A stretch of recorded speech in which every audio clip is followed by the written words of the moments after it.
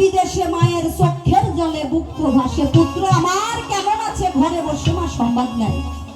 সকল একজন সন্তান যদি বিপদে পড়ে, দুনিয়ার কেউ না বুঝতে পারলেও তার মায়ের বুকের মধ্যে একটু বুঝতে পারে, তাই না? নারীর গুণ ক্ষমতা হচ্ছে এইরকম।